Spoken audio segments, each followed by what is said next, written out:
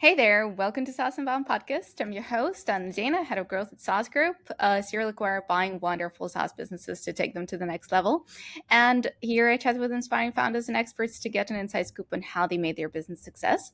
And today with me is Rory, founder and CEO at Trumpet, auto-personalized and interactive digital sales rooms.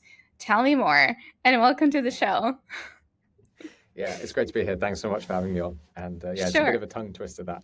I know, right? I had to say it a few times before we went in, but yeah, good to see you here. And before we start with trumpet, maybe we'll start with your background because I saw a list of everything you did previously, and it's pretty extensive. So let's start somewhere there. So from a very, very young age, was always interested in the world of business. I was that kid that wanted a job before you were old enough to have a job, selling sweets at school, everything like that. And strangely, I studied entrepreneurship at university, if you can believe that they have a subject on it. It sounds bizarre, but it's very much take an idea all the way to MVP. And on the last day of uni, you pitch it to angels. And I was one of the only students offered angel investment for an idea that I had in the world of pharma tech. And it just didn't get me excited. I knew I wasn't ready to build a company. I wanted to go out there and learn how do you build these things. So very fortunately, I managed to get into a startup, and like most salespeople, I fell into sales. I just wanted any role. I wanted to see these early stage businesses. One of the very first hires in a sort of 10 person sized business, and ended up kind of building and leading their sales function. Went to a couple of other companies before I ended up at Hotjar, which is an amazing company, incredible culture. It was doing remote before everyone even knew about remote work. And it was there where I really came across the problem that Trumpet solves today. So startup enthusiast, obsessed with building companies, and then somehow 7 years later had 7 years of experience in the world of rev tech and go to market and all things sales. So, which fortunately teed me up for the world we're in now. Okay, I feel like, when you get into, you said you went into startup world and you kind of got into the first thing, which was sales. And I feel like you need like a certain gut to get into sales because I cannot do this. Like when I see like super like sales experts doing their job, I'm like, no, like I would never be able to do that. So like what do you think is kind of the, I don't know, maybe a trait that you have that is so special to what you do and like to being successful in it? I wouldn't say necessarily just for myself. I think to succeed in sales, there's three key things that you really, really need to have in terms of mindset. The first is being curious.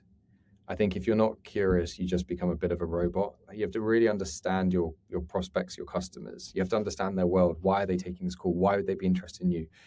And you see a lot of salespeople join different types of companies. They're entering a new industry with a new product that solves different pains. So you've really got to be curious to want to go and do that and have to learn about all these different things. I think at the same time it does require resilience, which I feel like you're leading to there, because it's grit, it's tough, it's 10 no's before you ever get a yes. And you've got to just keep going every day. Every quarter, your target is, your kind of attainment is set back to zero. So yeah, it is never ending, but it is good fun. The highs are highs, the lows can be low. And then the third one I think is underestimated, but is being authentic. I think a lot of salespeople can be guilty of pitching too much. I think buyers are very aware of that. When you start just having a good conversation, understanding who you're speaking to, you build trust, you build confidence, rather than this is another salesperson. I think that's a big thing that I'm pushing for, is to change this negative connotation about sales. And if you are curious, if you are authentic, and if you have resilience, then you can go a long way. Absolutely. All right. Well, let's get to trumpet, right? Let's untangle that tongue twister. What was that problem that you're now trying to solve, and how has it maybe evolved since you launched the company? For sure. When I was at Hotjar, we were in a competitive space and we didn't have the best product. It was the easiest to use. It was maybe one of the more commercially viable, not necessarily cheapest, but it was also quite complex. And there was a lot of security documentation involved because of the tracking behind what the tool did. And I started to build Notion pages and Google Drive links to put everything that my prospects needed just into one space, because I was finding it overwhelming navigating everything via email. We were moving up market, selling to bigger companies. There were more stakeholders. And then the feedback that I started to get was thank you so much. This has made my life really easy. None of the competitors have done this. And we started to think, hey, this is a differentiator. And now we're seeing it today. 84% of buyers care as much about the experience as the product itself. But the problem back then was building Notion pages, there were no analytics, it wasn't scalable. Getting the team to do it wasn't going to happen. Looking at existing tools in the space also were pretty lackluster and very, very heavy build. And a lot of them were built for enterprise sales motions, where you have a long and complex sales cycle and you can invest the time to go and build something. But at Hotjar, we had a big, big belief that every customer should be treated the same, whether it's SMB, because that's who got us to where we were back then, right through to enterprise. And we believe the same at Trumpet. So the idea was help every single company build seamless buying journeys with these collaborative workspaces. And fortunately, that's what we've achieved today. But yeah, built out of a pain point I experienced and my buyers experienced as well. Yeah, that makes sense. And I know that you've been doing quite a bit of research to validate your idea and, to find who you will be selling to. Something that we discuss a lot here is that oftentimes, especially first time founders, go to people who are like, yeah, super, that's nice, build it, of course, and we're going to use it. But yeah, people are not basically incentivized to just give you the real feedback and tell you, well, that sucks. Yeah, how did you know who to go after? It's a mix. So you start with the Mhm. people closest to you, and they are going to be a little bit more favorable in terms of their feedback. But you need to then make sure that the questions push them to give you the tough answers. For example, like, do you perceive this as a nice to have or a must have, and why? How do you think that you would currently solve this today if you didn't have a solution like this? How much would you be willing to pay for it? These kinds of questions, like, really probe and test them rather than just, would this be useful? Like, how would it help you? And do you think it's cool? I'm not going to say that that's what people ask, but you need to ask tough questions. You start with those people closest to you, and then you iterate on the questions and how they're formed. Because if you just go out to everyone all at once, it's then too late to make those changes. So start small, iterate on the questionnaires and the types of answers you're looking to get, and then go to market. So LinkedIn, Slack communities, there are so many out there, and people are willing to help. I still get pinged probably once or twice a week from founders who are really early stage. They're looking to validate, and they just make it easy for me. They say, "Hey, early stage founder, I'm just going to drop you a couple of voice notes. I know you're busy. I'll follow up in a week, but if you could just maybe give a quick piece of feedback on this concept, that'd be super helpful." I think when you send people forms and it takes them 5 to 10 minutes to complete, I know that sounds like nothing, but people have priorities in life. You're a stranger, they've never met you. So if you can make it light, digestible, why should they do it as well? Why should they help you, this person they've never spoken to? You've got to speak about, kind of be honest, embrace the like vulnerable side of, I'm early stage, I'm a founder looking for help, but equally, would love to reward you for swag when we release, or I can send a kind of coffee voucher. These small things, people like to help other people. And also, if you promote their expertise, like, the reason I'm reaching out to you is you've kind of got this strong domain experience, and it really helped me validate if I spend the next 5 to 10 years of my life investing in this world and investing my life into building this product. And those kind of 5 minutes from you would be invaluable. So I think it's, yeah, about honesty, about how easy you make it for them to respond, and how you position it too. That's a really great point. I think I'm also getting quite a few of those on LinkedIn, and it's usually either, you know, you're so great that we want your expertise, and then it turns out like they don't really know what I'm doing or like what the company does where I work.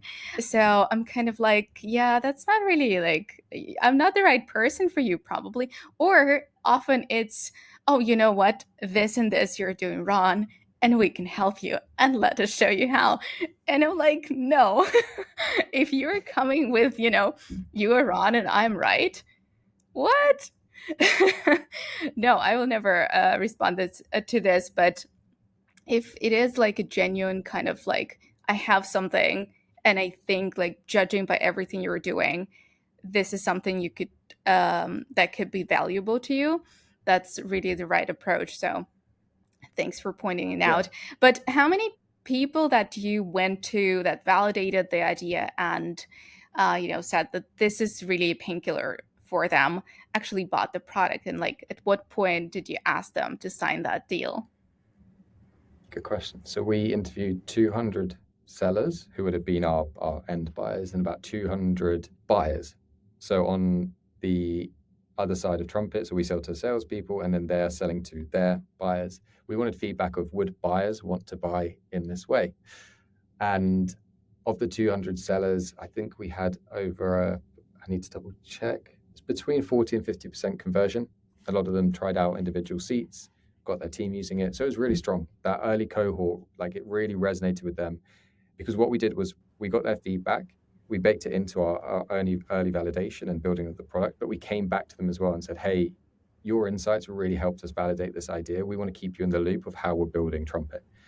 Do you mind if we put you onto like a newsletter where we're going to be sharing weekly updates of latest releases, what we're building, kind of behind the scenes, because we hadn't launched Trumpet and we wanted their feedback whilst we were building it. So we wanted to bring them into the journey, and that really resonated because people don't really get that opportunity to be involved, to see behind the scenes and have a say in how something's built. So that worked really well. At the same time, I think, if you're going to invest your next 5 to 10 years of your life building something, you want to put in a little bit of money at the start just to maybe incentivize people answering those questionnaires or however you want to form it. So, if it's a few hundred quid you have to get together, I think it's worth every penny.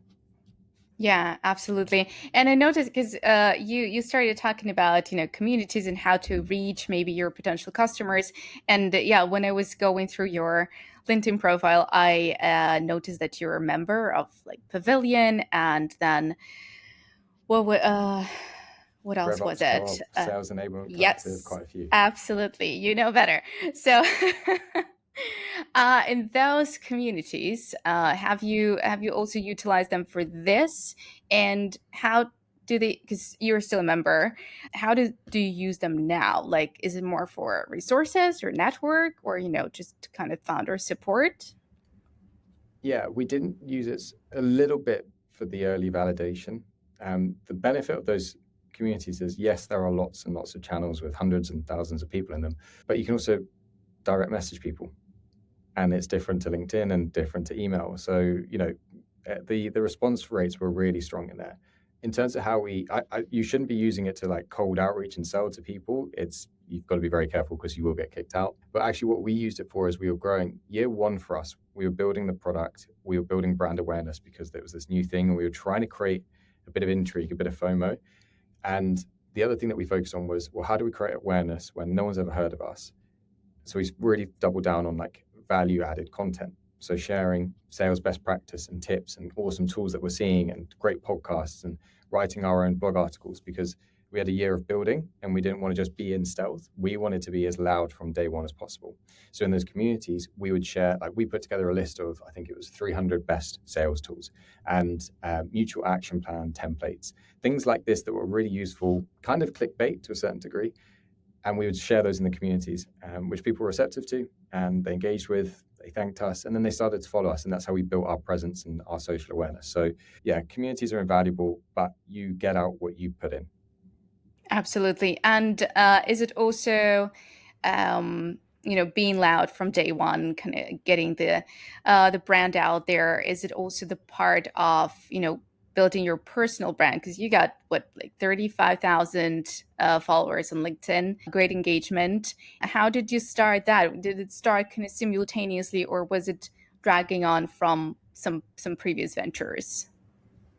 It was a simultaneous. I started with basically zero. And the reason for that is I think marketing is tough. Digital ads are tough. Everyone's competing for buyer attention, but people buy from people rather than your company page. But I think that the reason for it really was, as a startup, you're not meant to succeed. You've got to fight the status quo. You're up against incumbents.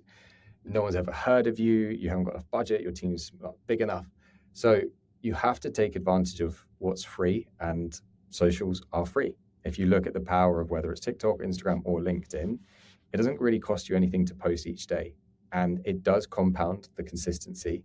And it's generated for us investors, customers, partnerships, brand awareness, all sorts.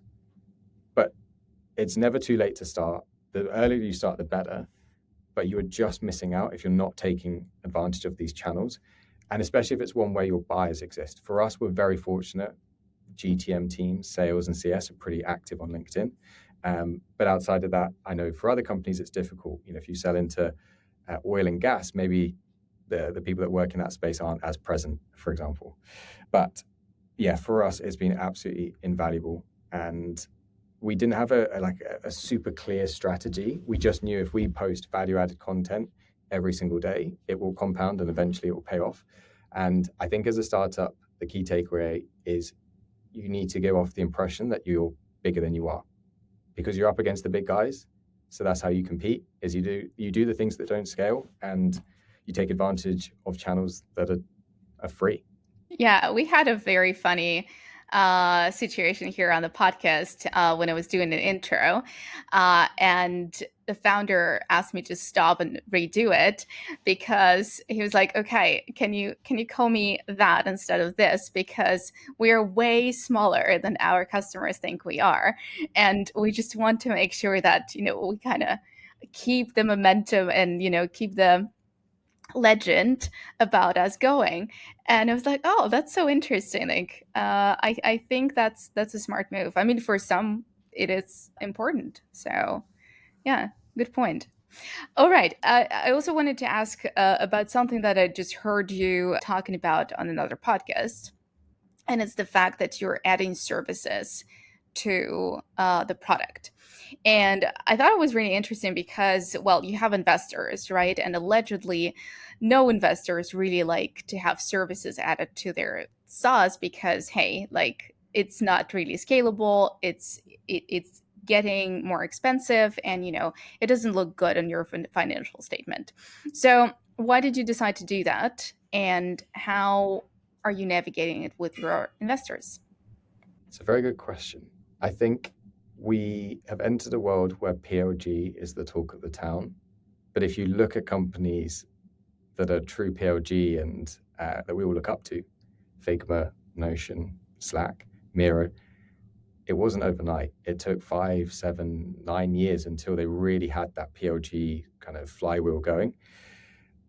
And I think when you're creating a category and you're transforming the way people work, which is partly what we're doing, you cannot expect a brand new product that's a year or 2 or 3 years old to educate them entirely by itself. I think it's not naive, but we can't underestimate the importance that people buy from people when they're getting started with a new product. They need that human connection as well.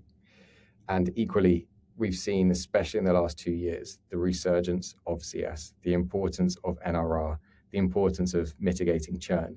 We recently did a webinar on it with Pavilion, and yeah, the feedback was incredible. We had some amazing speakers on it.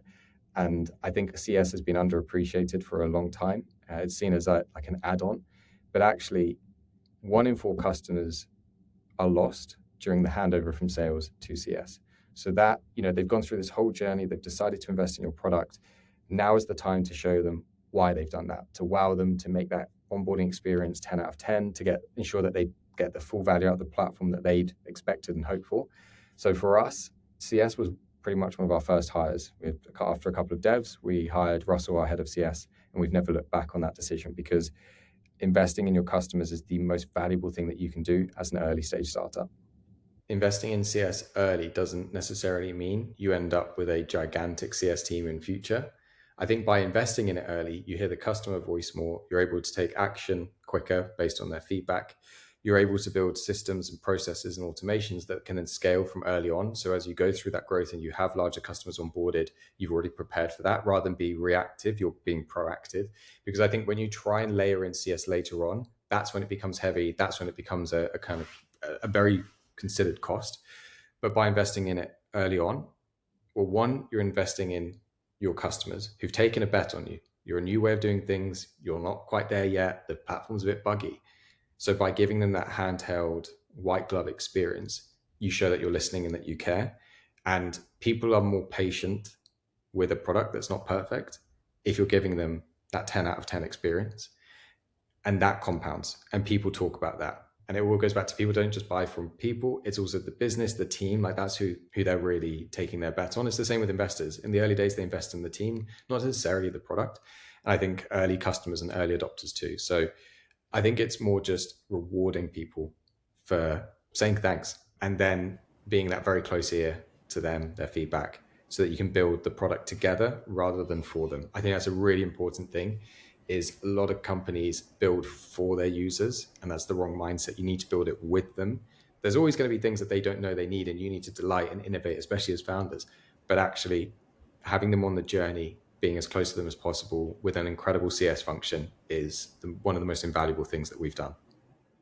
Yeah, absolutely. That's another question that I wanted to ask you because, again, just based on what you were talking about online, you seem like you're building very close to your customers or even with them, and it's a great approach. We all know that we need to listen to the feedback that the users and customers give to us, but you can become a bit of a too focused on your bigger customers, let's say, or loudest customers, and you develop this tunnel vision. So how to Mm. avoid that? And did you ever have a situation where you were like, oh, okay, I shouldn't have gotten that close?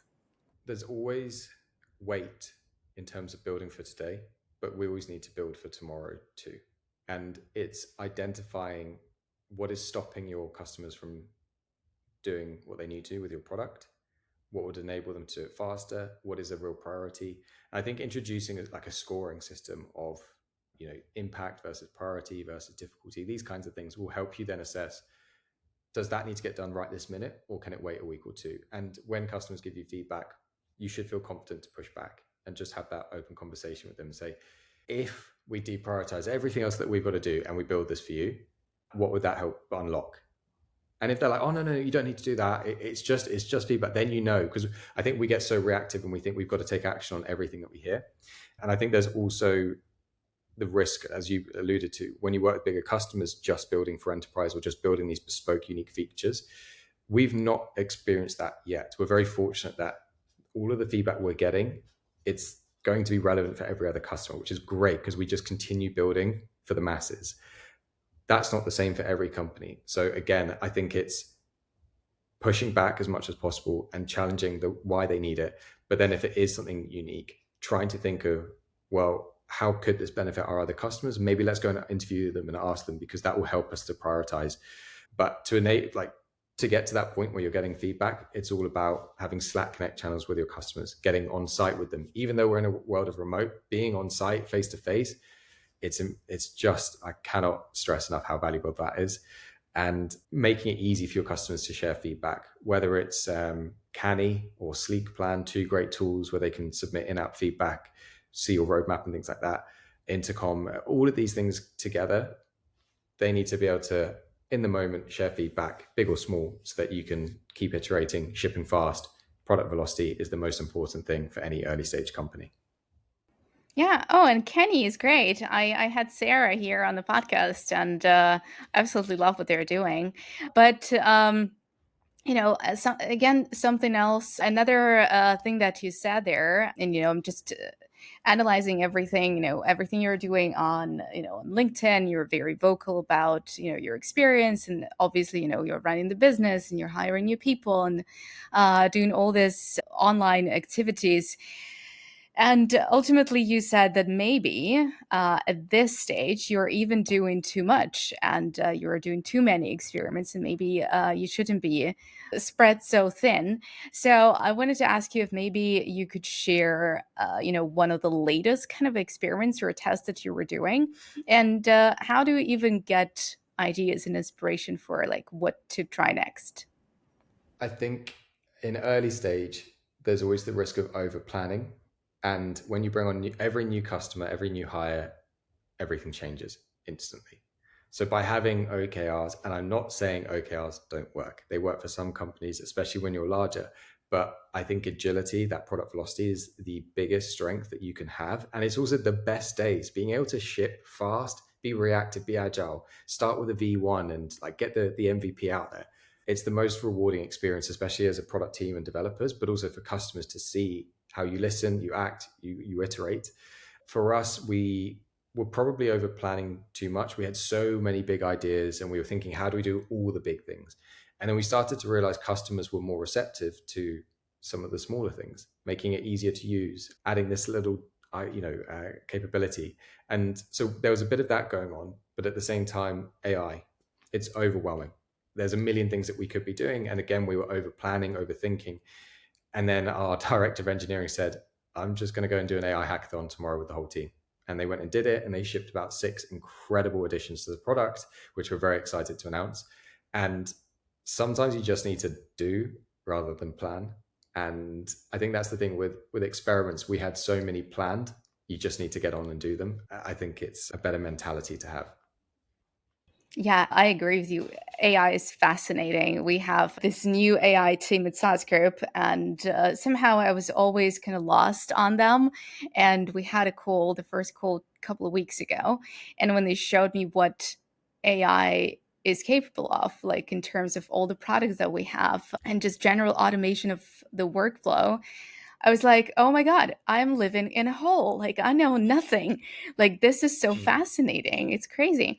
So, yeah, I mean, by all means, do the announcement even here. I'd be happy to hear all about it. But yeah, about the team, something that I saw you talking about is the fact that new team members in Trumpet can actually determine like what they want to contribute in terms of company success and kind of determine their role. So I wanted to ask you because I mean, it, what you've been around for like 3 years, right? So it's still fairly early stage. And from my perspective, I mean, at this stage, you're mostly hiring generalists, and correct me if I'm wrong. So, does that approach mean that in Trumpet, whenever you hire more of a generalist, then you still give them an opportunity to kind of choose their path and like where they want to grow into that expert within the company? To a certain degree, I feel like we lean more towards specialists, but we do look out for people rather than having a generalist kind of capability. We focus on an entrepreneurial mindset because if you've got an entrepreneurial mindset, the generalist piece comes anyway. You're able to get your hands dirty, take on different projects, but we do focus on people who have specialist expertise because of the different roles and departments that are now shaping up due to the size of our team. But the thing that I'm a very, very big advocate for, and we always encourage everyone to remember and embrace, is in an early stage startup, you can create your own story. No one is ever going to stop you from tackling that extra project, even though it's coming next quarter, or speaking to a customer to get their feedback, or getting on site to meet with a prospective customer. Going out of your way, going above and beyond, that's a real clear indicator that you have a growth mindset. If you have a growth mindset, that's how you become that person that did X at that company that went to Y. And you see those people on LinkedIn, they're almost like mini celebs in the world of SaaS. They achieve something great. And it's how do you be an entrepreneur within a startup environment? And knowing that you've got that freedom, you're not being micromanaged, you're trusted, you're an adult, you are hired for your diligence, your expertise, your experience, your domain understanding, all of these things. If you're giving the trust and the freedom to put your brain to use, then you can achieve incredible things. But you need to have an environment where that collaboration and that trust is encouraged. But no founder would ever want to stop anyone going the extra mile, trying something new, exploring a different channel, exploring a different industry, testing something and experimenting. These are the days to do it, and you have to embrace that because the path ahead, it's not defined. You have to create that path, and it can't just be down to the founder. You need people on the team who are creators, who are innovators, who want to help find out that path. Yeah, absolutely. How big is the team now in Trumpet? We are 25. 25. Okay, that's not a big team. So how do you yeah, okay. This is going to be maybe a weird question in a way, but in small teams, you can always kind of see where it's working and where it's not working. It's just a lot easier because everyone has their own little piece where they shine. So yeah, how do how do you grow that culture where in this small team where we all are free to kind of determine what we're doing, but we still have, our area of expertise where we have to show high performance and strive for your success. We have a regular reminder of all the classic startup terminology pieces. We're building the plane whilst flying it. As we grow, there will be growing pains. It is not a linear journey. For us, the thing that works is we get everyone in the team to be as close to the customer as possible. That doesn't necessarily mean our developers go on site and meet them, but we have a customer feedback channel. We're always, any small piece of feedback from any size customer, we share it in that channel so everyone feels that we're building Trumpet together. They can hear the customer voice. They know the work that they're doing is, it's rewarded by the product working and people loving it and sharing it and things like that. So for us, it's regular communication of the customer love of Trumpet, where we're at as a business, where we're going. There are going to be tough times. We embrace that. We address it head on. We don't try and ignore it. And the reminder that it is meant to be hard. You haven't joined this company for a 9 to 5 fun job. It is meant to be difficult. It's how you grow, pushing yourself, seeing challenges as opportunities, all of these things. So for us, it's regular communication, the reminder of why we're doing it, the reminder of how far we've come, and the reminder of there are still tough times ahead. Yeah. All right, I just have a couple of questions for you. The last ones, the usuals. So far, it seems like you're building a great product with a great team and a really cool mindset. What do you think so far has been your biggest win, and can be for you as a founder or the company, and the biggest failure? Biggest win, biggest failure. Biggest win was actually this week just gone. We signed one of the top 30 software companies in the whole world as a customer. It's a company that we've looked up to from day one in terms of how you build a company. They're both their product, their marketing, everything about them. It's a company that we use, we admire. So to sign them as a customer was, I think, a very, very proud moment for the entire team because it shows how far we've come in such little time. It shows that all of their hard work is being recognized by industry leaders, like global leaders. And I think it was a pinch me moment for everyone. Everyone just couldn't believe it. So that was amazing, but it was very much deserved because the work that the team put in is the thing that I'm the most proud of. It's an amazing team that we've put together. And in terms of the biggest failure, it's the buy versus build. So when we were first starting out, we thought that we could we could build a part of the product that rather than invest in an SDK. It was e-signature. We thought we could build our own e-signature from scratch. It turns out there are lots of e-signature providers and they all have their own SDK. It's something we're addressing very soon, but that was a big learning. It took longer than we thought. We spent too much time on it, lots of issues, and we now know how to avoid that moving forward. So good lesson learned, fortunately very early on in the journey. Right, not a failure, just a learning moment. All right. Well, I'm glad you could turn it around. So the last question is always about a hack, right? It can be anything. Can be, growing a great culture, working with customers, saying no, anything that works for you, or maybe even worked once and you kind of want it to work again. Mine is, it goes back to the kind of continuous theme throughout this conversation is being close to the customer. So the two things: get on site, go and meet your customers, invite yourself to their office, put on a breakfast for them and their team, put on a lunch for them, like whatever it is.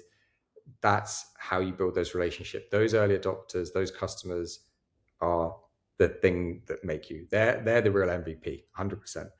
And another way to do that is Slack Connect channels. We have Slack Connect channels with every single customer, or Teams channels. And those two just mean that we have a continuous feedback loop. It's not a hack. I feel like it should just be a must for every early stage company. It's been invaluable for us for sure. Yeah, that's not a hack, but I think it's a good reminder that a lot of people tend to forget or tend to ignore in the remote world, especially the first one that you said, to actually meet with people. We've been doing, and I mean, we're not a product company, right? SaaS Group itself, but we've been doing pretty great just being fully remote and kind of doing the deals like this, and it worked.